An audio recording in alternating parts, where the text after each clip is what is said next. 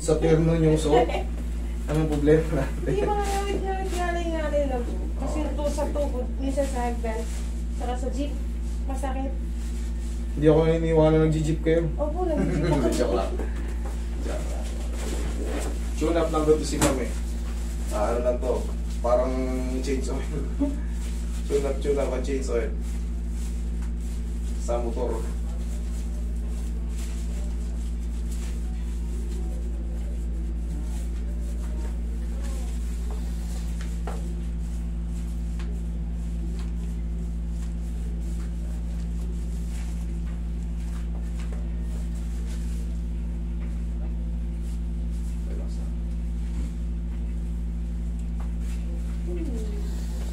Yan na.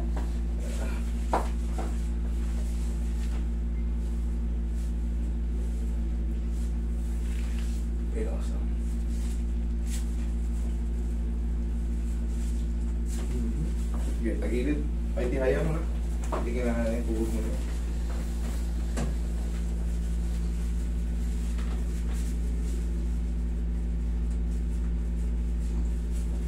Isa ba nahihirapan kayong umakit sa hagdan? Masakit po.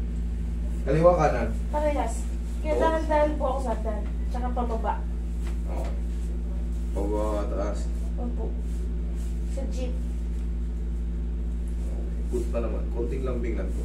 Minsan kasi yung iba, ito hindi na gumagalaw. Pag yan hindi na gumalaw, ay sigurado talagang pahirapan kayo niya sa baba. Hindi ko master eh. Kasi sabi mo, pag di gumalaw. Oo, kailangan gumagalaw yan. Ibig sabihin, severe na kayo sa arthritis. Nakapakat na yung ano nyo. Patela nyo.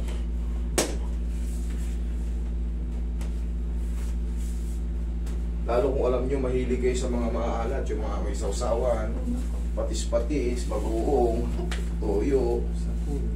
Pagka alam nyo, mahilig kayo sa mga sobrang aalat, nagpupondo yan, mas malakas mag-create ng purines yan.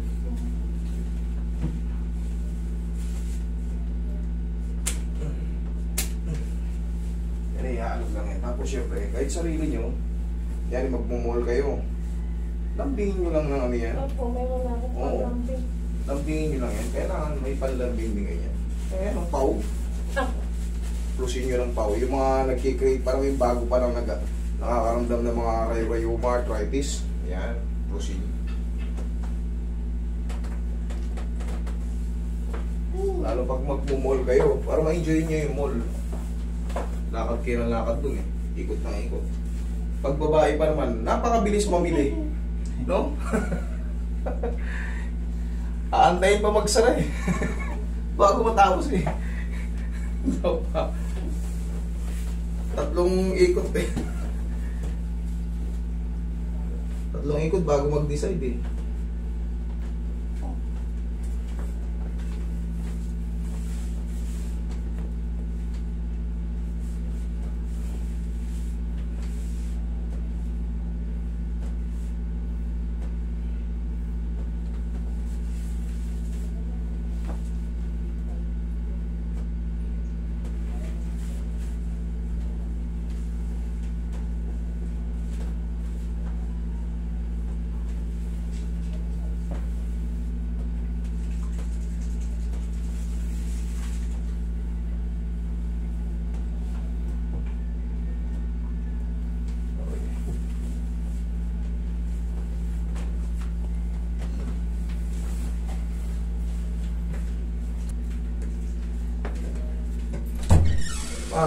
Meron dyan sa mga message, baka makaligtaan nyo, may mga message dyan na hindi na-replyan. Lalo yung mga binigay nyo, nag-cancel tapos yan,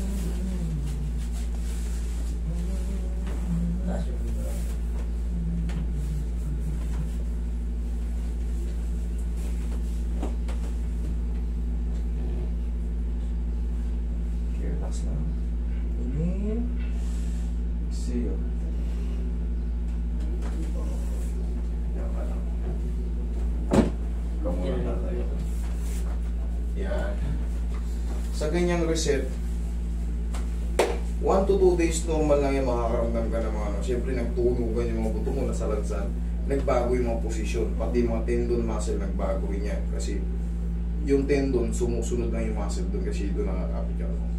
So yung tendon nakakapit sa mga buto, nasalansan yung mga buto mo. Normal na magkakaroon ng muscle pain reaction, normal lang yun, mga malilit lang, mild lang pala. 1 to 2 days normal lang yun. Tapos 3 to 4 days, Okay lang. wash out na siya. Para lang di kayo nagpamassage ng heavy. Pero hindi ganun marireach, hindi ganun yung mararamdaman nyo. Mild lang. Baka kasi manibago kayo eh. Siyempre, nagpalain kayo ng mga buto-buto. Yun lang, para, okay. Okay lang pala yung, para may ngalay kasi nagbago yan. Pero 3 to 4 days. Kaya huwag kayo maliligo pagka nagpapareset. Lahat ng nagpapaganto, stretch, bone cracking, massage. Huwag kayo maliligo kasi makakaramdam talaga kayo ng mga muscle pain reaction. Pero 3 to 4 days, okay lang din yun. Mawawala na talaga yan. Sa akin lang, baka sabihin nyo, inisip nyo, lalo sumakit ha. Pag nabasa. Pero kung hindi nyo babasahin, kasi kayo ang magdadala nun, hindi ako. Kaya, mas magandang yung binibigyan kayo ng advice na huwag maligo. Okay? Okay. Ay, hindi, dali. Wait, sorry. Yung tuhod nyo parang may arthritis. Kasi yung dito po ba? Gout po ba yun? Hindi dyan. Dito. Pag ganun. Pag sumakit na yung dito nyo, umiinit-init. Yan. Tapos, sumasakit tuhod nyo. Tsaka ang gout, hindi dito, hindi sa mga ganito. Ayun po, masakit. Ang tawag dyan, heel spar bone. Dito naman, plantar fasciitis. Pag gout kasi, malalaman pag gout, wala kang ginagawa. Talagang nakasteady ka lang, nanonood ka, malambot yung kama mo, nanonood ka ng TV. May pumipintig-pintig, may umiinit. Pati dito, sa lahat ng mga joint, ganun ang gout. Bigla na lang sasakit sa tuhod, bigla mamamaga. Pero yung dito sa sakong, hindi gout yan. Hindi yan indikasyon na may gout kayo. Yun ang iba ang pakiramdam na may gout. Dito yan, umiinit to, yung bunyon nyo. Yan. Yan nagsisimula yan sa first time. Tapos pag ganun, Sabi po dito. kasi, may uric ako. Maka-uric daw po yung... Yung uric tsaka gout, isa lang yun. Hindi Ilan na. yung uric mo? Point lang. Point? Wala yan. Hindi pa magre-react yan. Pero pagka ang ano mo, uric mo 9, Ay, 10, pataas. 7 kasi yung boundary yan eh. Ilan ang uric mo? hindi ko... I just, ano lang po eh. Hindi ko matandaan eh. Pero mataas ka sa 7? Parang po. I think the... May papel dito.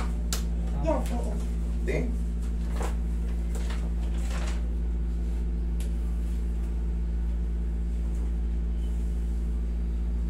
Ito yung mga, yan ang mga ano mo. Wala yan, 6.50, mababa yan, 7 ang mataas. 7.1, 6 wala yan, mababa yan. Ay, wala pala. Mababa yan. Pag 6, ito nga ano, 6.5 okay pa yan. 7.1, yan na, magre-react na yan, kaya wala kang makakarap. Hindi mo pa mara. Itong nararamdaman mo rito sa sako, heel spar bone yan. Nakukuha yan, minsan, ganito, nakapaa kayo sa tiles. Ayan, dun yan minsan nakukuha. Pero yung sasabi ko sa iyo, uric, dito umiinit yung dito mo, kabilaan, yan. Tapos bigla na lang mamamaga yung tuhod mo, nang di mo naman, yan, sa mga joint-joint mo sa kamay, may kumikirot-kirot. 6, wala pa yung 6.5 ka lang, wala yan. 7.1, yan na yung pinaka-boundaryhan. Pag nag 7.1 ka, makakaramdam ka na ng ano yan. O hindi ka na pwede magpamassage-massage niyan. Kasi, baka akala mo, masakit-sakit na yan mo, pinamassage mo, lalo lang mamamaga yun. Tandaan niyo yun. Ito ang gamot yan sa mga ano naman. Sinasabi mo sa heel. Sabi mo kung masakit ha? Masakit? Hindi po yun. Dito. Hindi po. Dito. Ayan. Okay, dito. Heel spar bone nga yan. Pag dito banda, pag ganun, pataas, yun yung tinatawag na plantar. Pero pag dito, pag ganyan, yan. Yan yung tinatawag na ano, uric.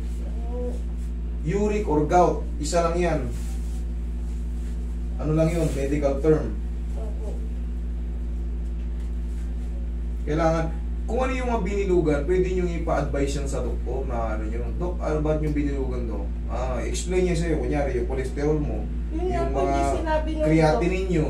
Pag binilugan nila yan, nilagyan na ng highlighted, ano to, okay lang ba to? Nilagyan ng mga pula-pula. May nakalagay rin minsan HL eh. Pagka H, high. Oo. Pag L, low. Oo. Nilalagyan nila ng ano yan. Pero pinaka-the best sa inyong mga ano, siyempre wala kayo sa medical field. Opo. Maraming YouTuber ngayon na doktor. Isa na rin yung sa key point nyo. Oo. May mga topics sila na ano, na hindi nyo na kailangan, para makatipid din kayo, nanonood lang kayo. Alam nyo na, ganun pala ang dapat boundaryhan lang nun. Ganun pala dapat inumin. Oo. Ganun pala. Ang dami na, puro vlogger mga doktor ngayon eh. Oo. So, di ba, ang unang-unang vlogger na doktor si Doc Willie. Marami pa ngayon nagsulputan. So, hindi kayo maliligaw. Okay? Maraming doktor na ano. I-type nyo lang yung ano eh. Kasi minsan tinapik na nila yun. Baka nalampasan nyo lang yung video. So, hindi kayo magpapanik. Isa yun sa ano, makakapagligtas sa mga baka may panic attack kayo. Bigla nang sumakit yung ganito nyo. Tumakbo kayo kagad sa ganito. Tinurukan kayo ng ganito. Pinainom kayo. So, bago pa kayo dumating doon, alam nyo na ang technique. Di ba? Okay? I-follow nyo yung mga doktor natin. Roy, maraming doktor ngayon. Babae, lalaki, bakla, may matanda, bata, maraming doktor. Okay. Sige, yan ang pinaka-reset. Best thing mo itapak. Tapos huwag kang magpasa tiles. Yung sa bahay. Kahit pa paano yung babae na sinelas, magano ka pagka nakakaramdam ka ng gano'n. Okay? Binilin ko, maligo ha. Opo. Yun lang. Thank you. Ay, thank you po.